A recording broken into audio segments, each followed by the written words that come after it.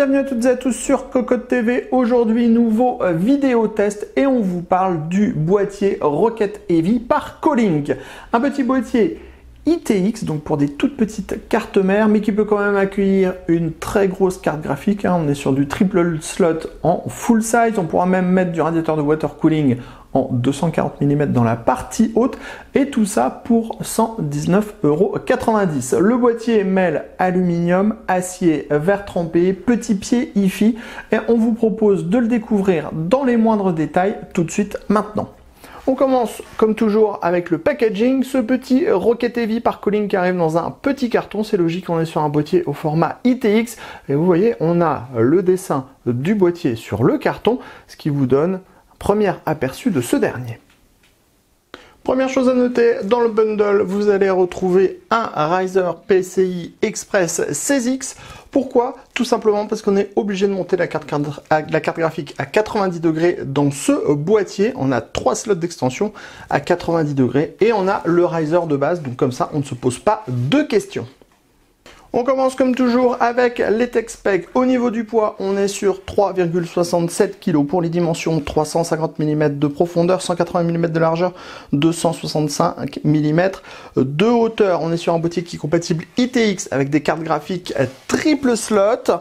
Et sachez que le design est juste magnifique. Ça mélange de l'aluminium, de l'acier, du mesh, du verre trempé, des petits pieds IFI. Le résultat est juste superbe, surtout dans cette version gunmetal.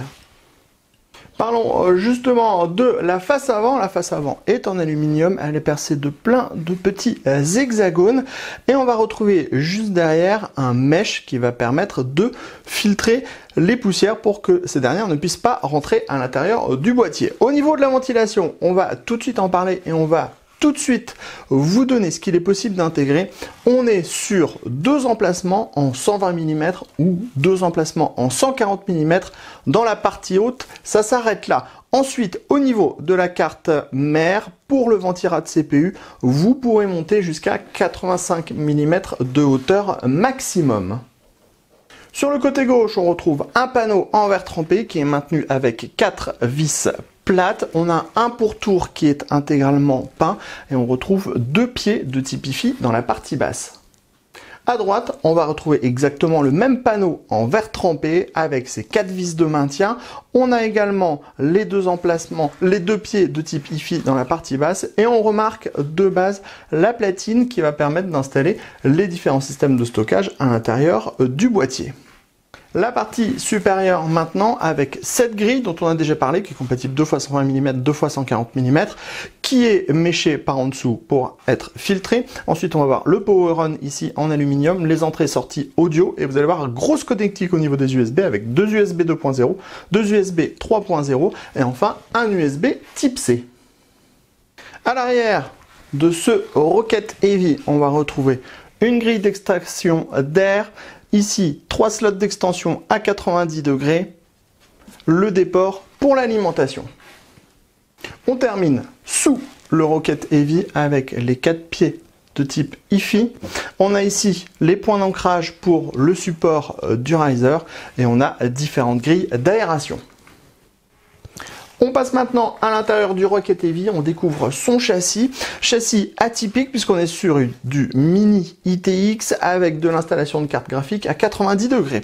Ici, on va retrouver au premier plan le support pour le riser, support qui est amovible, on pourra donc le déplacer d'avant en arrière suivant la carte graphique et suivant les slots où on veut installer sa carte graphique. Si par exemple on utilise les 2 premiers slots, on pourra gagner un petit peu en hauteur au niveau du ventirad CPU. Si on a une grosse carte graphique en triple slot, on pourra reculer, on perdra un peu d'espace forcément pour le ventirad CPU, mais ça restera intéressant puisqu'on a la possibilité de modifier son emplacement. Ici à droite, on retrouve l'emplacement pour l'alimentation.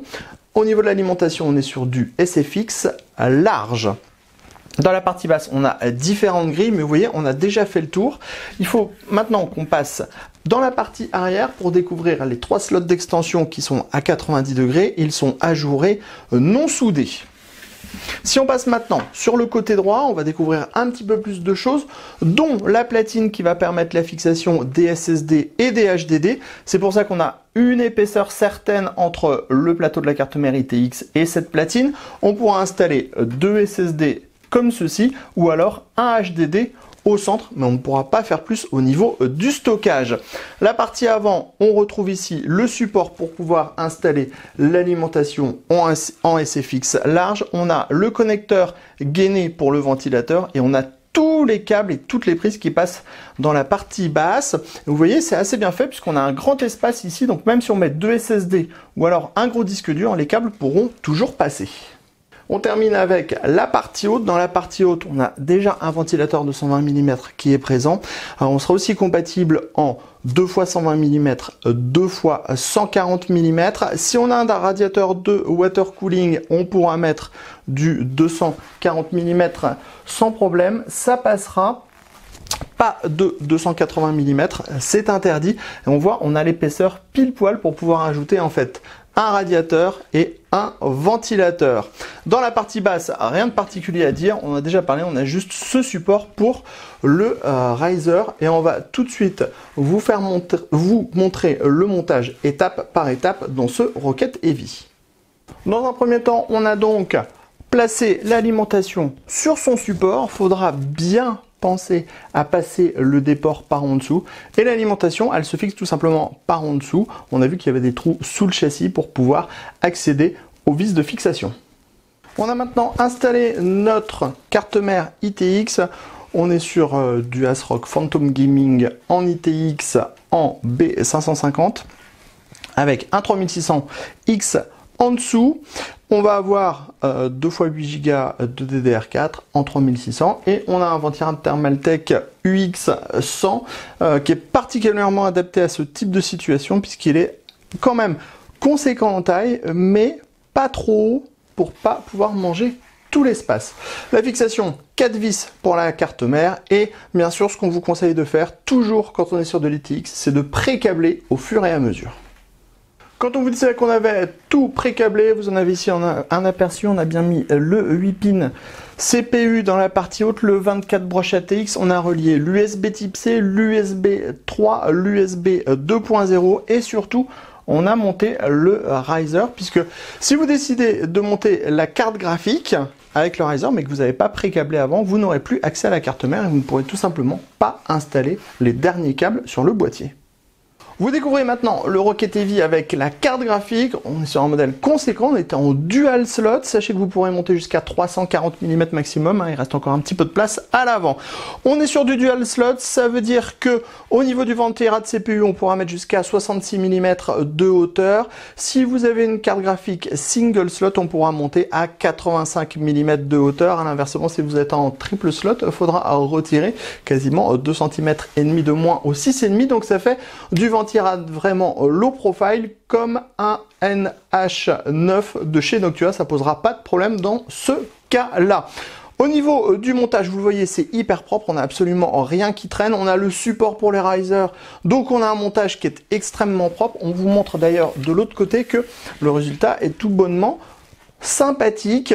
On a ici l'alimentation, on a choisi un modèle passif parce qu'on n'aime pas le bruit, puis comme de toute façon on a un ventilateur de 120 mm juste au-dessus, l'air chaud va être direct expulsé, et on a pu regrouper les câbles assez facilement, on peut en passer derrière la platine, et on a des passages sur les côtés, comme sur un gros boîtier ATX, sauf que c'est à destination de l'ITX, ce qui fait qu'on peut vraiment passer les câbles partout, et les regrouper à plein d'endroits, et ça c'est très intéressant. On en termine de ce tour du montage dans le Rocket Heavy. Power on, on allume. Alors bien sûr, il ne va pas y avoir des tonnes et des tonnes de RGB puisque tout va être caché derrière la carte graphique, ce qui est un petit peu dommage pour les aficionados du RGB. Bon, on a quand même le RGB dans la partie haute et le RGB qui s'affiche dans la partie basse grâce à la mémoire et au Ventirad CPU UX100. Alors, que vous dire de ce boîtier? Le montage est hyper facile à l'intérieur pour de l'ITX si on est très bien organisé. On y reviendra dans notre conclusion juste après. Au niveau de la ventilation, bon, on va pas vous cacher les choses, hein. C'est un boîtier ITX, il n'y a pas beaucoup de place à l'intérieur, il n'y a pas beaucoup de ventilateurs, donc clairement, ça va chauffer, on ne peut pas dire le contraire. Alors la carte graphique peut s'alimenter en air frais par la partie basse. Il y a cette aspiration avec le ventilateur de 120 mm qui est juste sur le dessus ici, qui va expulser l'air. Le ventilateur, il fera le bruit qu'il fait selon la gestion que vous allez lui appliquer. Donc il sera relativement silencieux si vous le mettez en 5 volts. Il sera très audible quand il sera en 12 volts. Et ensuite, bien sûr, le reste des performances dépendra du ventirad CPU que vous allez intégrer et bien sûr de la carte graphique que vous allez intégrer. Si vous voulez un peu plus de ventilation, vous pourrez passer par une alimentation avec un ventilateur à l'intérieur. Allez, tout de suite, on se donne rendez-vous pour la conclusion sur ce Heavy Rocket par Colink. Il est maintenant temps de vous donner notre avis sur ce petit boîtier Rocket Heavy par Colink. Alors le tarif, on l'a déjà dit, 119,90 €. Pour 119,90 €, vous pourrez installer une carte mère ITX, un système de refroidissement dans différentes tailles selon la taille de la carte graphique que vous allez intégrer à l'intérieur, et on pourra mettre une alimentation SFX large. Comme vous l'avez vu dans la vidéo, le montage est extrêmement simple, ce qui est plutôt une bonne chose car souvent, plus le boîtier est petit, plus il est difficile de monter la configuration à l'intérieur de ce dernier. On va parler ventilation maintenant. Alors clairement, la ventilation va dépendre des éléments que vous allez intégrer à l'intérieur. Si vous avez une carte graphique qui propose un gros système de refroidissement, elle va pouvoir s'alimenter en air frais sur le dessus et en dessous. Et par contre, l'air va être après expulsé par le seul ventilateur qui est présent de base. Il faudra donc aussi un bon système de refroidissement sur le CPU. Avec notre système en UX 100, on a des performances qui sont globalement bonnes pour la machine qu'on a intégrée à l'intérieur de ce dernier. Ce qu'il faut savoir, c'est que vous pourrez intégrer du 240 mm en IO water cooling à l'intérieur, et ça c'est probablement l'une des meilleures solutions puisqu'on va pouvoir refroidir le CPU, mais aussi créer un flux d'air qui va partir du bas du boîtier où l'air est le plus frais, qui va remonter à l'intérieur du boîtier, donc récupérer en même temps la chaleur de la carte graphique. Là, le châssis est plutôt très bien fait, très intéressant. On a cette carte mère ITX, le ventirad CPU qui vient par-dessus, la carte graphique devant et l'alimentation qui est à l'avant. Alors certes, c'est un peu limité au niveau du stockage. Il faudra vraiment exploiter au mieux l'emplacement M2 de votre carte mère pour mettre du gros stockage sur le M2, puisque vous pourrez ajouter seulement un disque dur ou deux SSD 2,5 pouces dans la machine, mais on est vraiment sur un petit boîtier, mais petit boîtier qui peut quand même envoyer de la carte graphique triple slot. Alors imaginez avec un NHU9 de chez Noctua qui ne dépasse pas la taille des barrettes mémoire, on pourra mettre une grosse CG en triple slot à l'intérieur sans avoir de problème. Au niveau définition, c'est absolument impeccable. Le boîtier est vraiment très beau. On a des petits biseaux sur les bords des panneaux en verre trempé, ce qui est très très rare. L'aluminium est bien embouti, la peinture est bien faite et on a une filtration complète. Certes, qui dessert un petit peu la ventilation puisqu'on est sur des mèches avec des trous très petits, donc l'air a un petit peu de mal à pénétrer. On pourrait d'ailleurs augmenter les performances de ventilation si on se moquait un petit peu plus de la poussière en ôtant tous ces mèches à l'intérieur du boîtier. On gagnerait vraiment beaucoup en airflow. Après, on est au tarif de 119 €. On sait que l'ITX, ça coûte cher, mais là, on est plutôt sur une très bonne proposition à ce tarif-là. On n'oublie pas que le boîtier propose de l'aluminium, après un châssis en acier, deux panneaux en verre trempé, une structure interne, un châssis interne qui est vraiment intéressant et facile à exploiter. Vous démontez les deux panneaux sur les côtés, donc 2 fois 4 vis, et on a accès absolument à tout et très facilement puisque l'alimentation est bien pluguée toute seule à un endroit. On peut aller facilement brancher tous les câbles. On a un vrai cable management. Donc, clairement, ce boîtier Colink Rocket Heavy est très intéressant. Sur ce, on se donne rendez-vous très prochainement sur cocottland.com pour toutes nos prochaines vidéos, tous nos prochains tests. Et on se donne également rendez-vous sur notre chaîne Cocotte TV pour toutes nos prochaines vidéos également. Pensez à nous mettre un petit pouce bleu, un petit commentaire, activer la cloche. Et on vous dit à très bientôt.